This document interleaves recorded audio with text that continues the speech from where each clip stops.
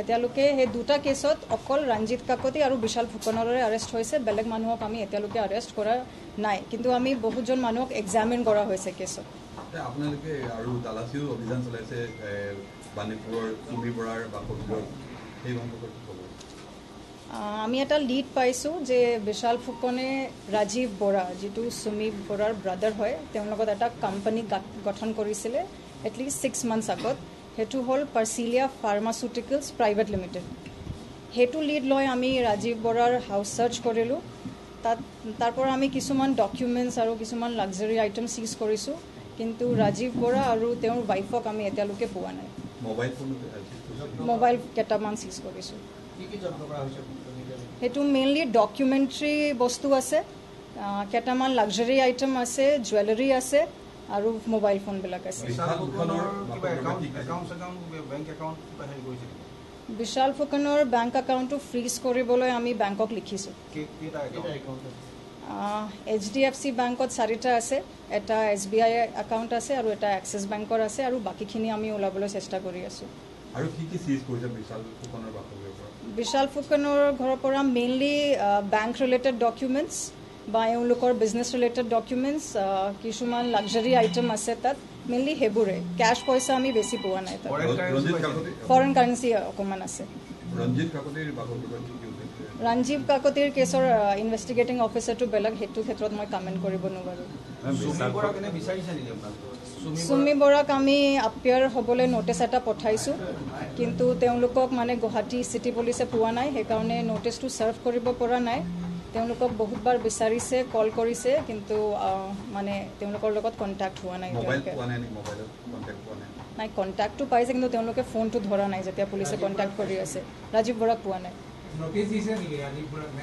নাই, ন'টিছ আমি তেওঁলোকৰ দেউতাক ছাৰ্ভ কৰি আহিছোঁ। দেউতা কোৱা মতে দেউতাও তেওঁক ফোন কৰি জনাই দিছে, কিন্তু তেওঁলোকে পুলিচৰ ইয়াত আপিয়াৰ হোৱা নাই। বিশাল ফুকনৰ ট্ৰানজেকশ্যন এমাউণ্ট কিমান? গোটেই অভাৰঅল গোটেই যিটো স্কেম হৈছে তাতে ট্ৰানজেকশ্যন এমাউণ্টটো কিমান? সেইটো মই এতিয়া অকল এপ্ৰক্সিমেট এমাউণ্টে ক'ব পাৰিম, কেলৈ ইনভেষ্টিগেশ্যনটো প্ৰিলিমিনাৰী ষ্টেজতে আছে। এপ্ৰক্সিমেট যিটো আমি এতিয়ালৈকে পাইছোঁ সেইটো 60 crore মান হ'ব। 60 crore। ইনভেষ্টমেণ্টটো চ'ৰ্চবিলাক এনেই আপোনালোকে খবৰ লৈছে নেকি যে ক'ৰ পৰা আহিছে টকাবিলাক? সেইটোতো ওপৰত মই কমেণ্ট কৰিব নোৱাৰোঁ, সেইটো মই এতিয়াতো ক'ব নোৱাৰোঁ। ৰঞ্জিত কাকতিৰ কিমান? সেইটো এইটো কেছৰ আয়োগ সুধিব লাগিব। এই বিশাল ফুকনৰ যিটো তেওঁলোকৰ মডাছ অপাৰেণ্ডি, তেওঁলোকে যিটো কালেকশ্যন কৰে টকাটো বা হেৰি কৰে, এই মডাছ অপাৰেণ্ডিটো কি, তেওঁ কেনেধৰণৰ আপোনালোকে অভিযোগ পাইছিলে বা কি ভিত্তিত আপোনালোকে তেওঁক গ্ৰেপ্তাৰ কৰিছে? মানে এইটো বেচিকেলি ইনডিউচমেণ্ট হয়, গ্ৰীড ইনডিউচমেণ্ট।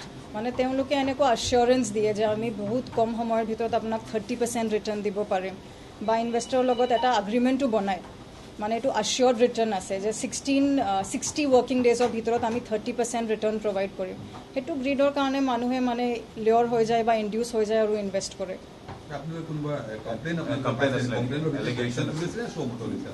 সেইটো বিশালৰ কেছটো আমি চুৱ মটো লৈছোঁ, কিন্তু এতিয়া আমি বহুতখিনি মানুহ ইয়াত আহি আছে, যিহেতু তেওঁলোকে গম পালে যে বিশালৰ আৰেষ্ট হৈছে, তেওঁলোকক আমি এক্সামিন কৰি আছোঁ।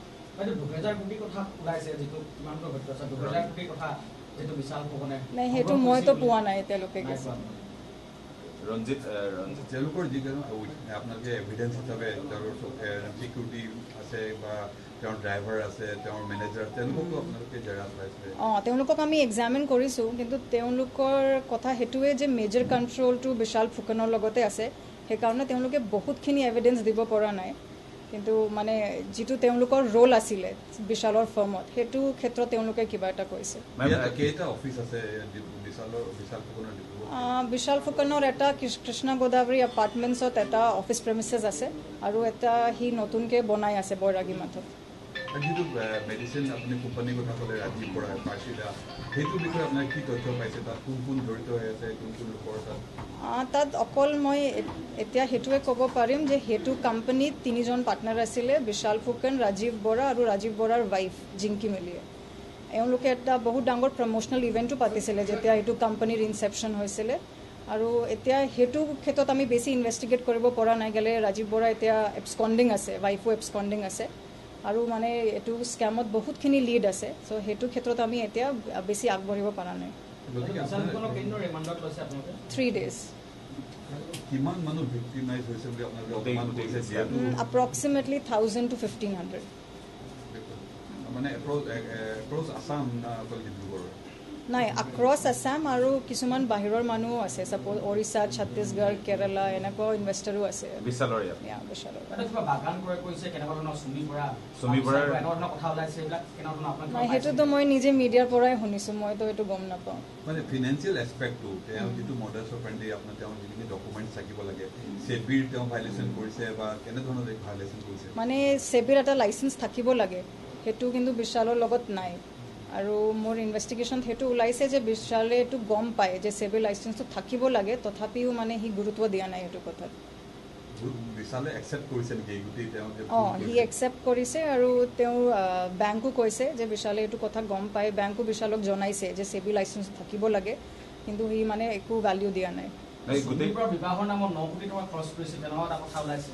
এইটো আপোনালোকে কিবা পাইছে নেকি 9 কোটিটো মই নাজানো কিন্তু বিশালে একচেপ্ট কৰিছে যে সি 3 কোটি টকামান খৰচ কৰিছে ৰেফেলছ উদয়পুৰৰ যিটো বিয়া পাতিছে চুমি বৰাৰ গোটেই কথাখিনি আচলতে বিশালে মানি লৈছে মানে ফেকচুৱেলি যিটো মানিব লাগে সি মানিছে কিন্তু গোটেইখিনি ৰিভিল কৰিছে না কৰা নাই এইটো এতিয়া চাব লাগিব টকাবিলাক খৰচ কৰিছে হেল্প কৰিছে লোন দিছে কিবা তেনেকুৱা কৰিছে নেকি চুমি বৰা মানে সি কোৱা মতে সি সেইটো ৱেডিং চুমি বৰাক গিফ্ট কৰিছিলে সেইকাৰণে সি ৱেডিং এক্সপেন্সেছটো নিজে বেয়াৰ কৰিছে কোনোবা ছবি জগতত বা ক'ৰবাত ইনভেষ্টমেণ্টো আছে নেকি কিবা অসমীয়া যিটো ছবি জগত আছে তাত বিশালৰ ইনভেষ্টমেণ্ট সেইটো এতিয়া আণ্ডাৰ ইনভেষ্টিগেশ্যন আছে আপুনি মানে এইটো গোটেই যিটো স্কেম ইয়াত মানে বিশাল ফুকনৰ লগত কোন কোন আৰু লোক জড়িত লগতে এনেকুৱা ওলাইছে ছবি জগতৰ মানুহ আছে বহুতো তেনেধৰণৰ নামী মানুহ আছে আৰ্টিষ্ট অসমৰ আৰ্টিষ্ট আছে বিভিন্নজনৰ তেনেকুৱা ধৰণৰ কথাবোৰ ওলাই আছে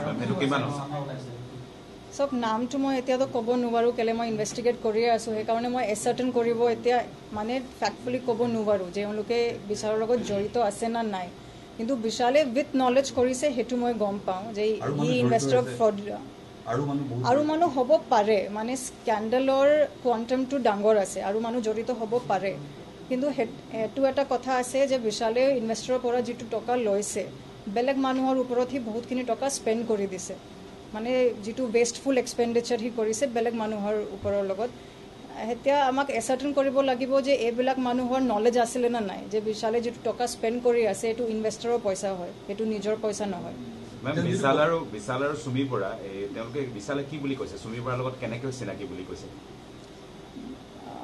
তেওঁৰ বা আছে বুলি কৈছে সেইটো আমাৰ মানস আছে IC মিলন নগৰ ই ইনভেষ্টিগেটিং অফিচাৰ আছে এইটো কেছৰ এই গোটেই টকাবিলাক যিহেতু বিশালে লৈছে মানুহৰ পৰা ঘূৰাই নিদিয়া বুলি তেওঁলোকক মানে তেনেধৰণৰ কমপ্লেইন আপোনালোকে পাইছে বিশালে কৈছে নি তেওঁ বহু লোকক টকা ঘূৰাই দিব পৰা নাই তেওঁ ডিফল্টাৰ হৈছে তেনেধৰণৰ কিবা মানে যে ইনভেষ্টৰবিলাকে আমাক এতিয়ালৈকে এপ্ৰ'চ কৰা নাই অকল মই 2জনে পাইছোঁ বাকীখিনি এতিয়ালৈকে মানে নিজৰ ফালৰ পৰা আমাক এপ্ৰ'চ কৰা নাই কিন্তু বিশালৰ লগত কোনে কোনে ইনভেষ্ট কৰিছে সেইটো লিষ্ট মোৰ লগত আছে মানে তেওঁলোকে এনেকুৱা কৈছে যে জুলাই মাহৰ পৰা বিশালে মানে তেওঁলোকৰ ৰিটাৰ্ণটো দিব পৰা নাই কোনোবা আউটপোষ্টত গোচৰ হৈছে নেকি এইটো ক্ষেত্ৰত কেছ ৰেজিষ্টাৰ নাই হোৱা নাই जो नाम सामने आया सुमी बोरा का वो भी लाके देते थे कि इन्वेस्टर्स हाँ सुमी बोरा लाके देते थे विशाल को तो वो विशाल ने बोला है और बाकी विटनेसेस जो हमने एग्जामिन किए हैं केस में उन्होंने भी बोला है कि सुमी बोरा ने कांटेक्ट किया या तपन बोरा ने कांटेक्ट किया कि उन्होंने उनसे इन्वेस्टमेंट सॉलिसिट किया